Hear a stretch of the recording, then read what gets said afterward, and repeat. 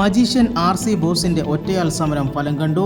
രാവിലെ 10 മണിയോടുകൂടിയാണ് പെരിനാട് പഞ്ചായത്തിൽ 9-ാം വാർഡിൽ വെള്ളിമൺ നാട്ടുവാതുക്കൽ മായാജാലിൽ ആർ.സി. ബോസ് പെരിനാട് വില്ലേജ് ഓഫീസിന് മുന്നിൽ ഒറ്റയാൾ സമരം ആരംഭിച്ചത്.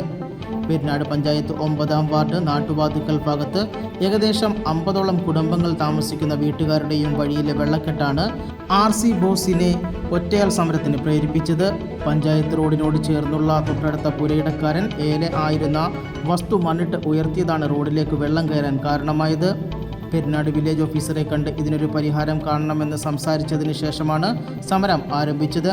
ഈ റോഡിലൂടെ നടന്നു പോകുന്ന വഴിയാത്രക്കാർക്ക് വളങ്കടി പോലുള്ള അസുഖങ്ങൾ ബാധിച്ച് ആശുപത്രിയിൽ ചികിത്സ തേടുന്നത് നിത്യസംഭവമാണെന്ന് നാട്ടുകാർ പറയുന്നു. ഒറ്റയാൾ സമരം ആരംഭിച്ചതോടെ വില്ലേജ് ഓഫീസർ മനോജ് സ്ഥലം സന്ദർശിക്കുകയും മണ്ണുമാന്തി യന്ത്രം ഉപയോഗിച്ച് മണ്ണിട്ട് ഉയർത്തിയ പുരയിടത്തിൽ വലിയ കുഴികൾ എടുത്ത് വെള്ളം അതിൽ ഒഴുകുകയുമാണ് ഉണ്ടായത്. ശാശ്വത പരിഹാരത്തിനായി വസ്തു ഉടമയെ വിളിച്ച് പുരയിടത്തിൻ്റെ സൈഡിലൂടെ ഓട നിർമ്മിച്ച് ഏലായുടെ നടത്തോട്ടിലേക്ക് വെള്ളം ഒഴുക്കിവിടണം എന്നും നിർദ്ദേശം നൽകി. തുടർന്നാണ് ആർ.സി. ബോസ് 1 മണിയോടുകൂടി സമരം അവസാനിപ്പിച്ചത്.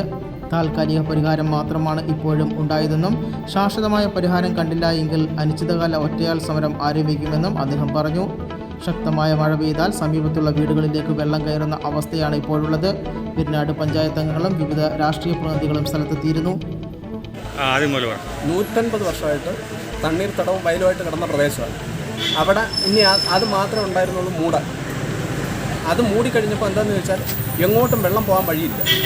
50ഓളം കുടുംബങ്ങൾ ഇപ്പം പഞ്ചായത്ത് ഇട്ടുകൊടുത്ത റോഡ് വെള്ളത്തിൽ കിടക്കുക. കൊച്ചുങ്ങൾക്ക് സ്കൂളിൽ പോകാൻ പറ്റത്തില്ല. ആളുകളുടെ കാല് മൊത്തം ചൊറിയും. അങ്ങനെ ഭയങ്കര പ്രശ്നമാണ്. നാട്ടുവാതുക്കൽ സെക്ഷനിൽ വരുന്നതാണ്. ഇത് 150 വർഷം പഴക്കമുള്ളൊരു വെറ്റ്ലാൻഡായിരുന്നു.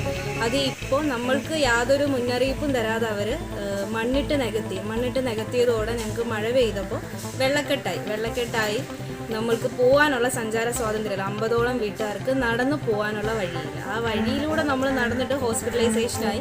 എനിക്ക് ഹോസ്പിറ്റലൈസ്ഡ് ആയിട്ട് 2 ആഴ്ച ഞാൻ ഹോസ്പിറ്റലായിരുന്നു.